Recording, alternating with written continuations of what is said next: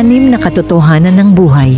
May anim na katotohanan sa buhay na madalas nating nakakalimutan.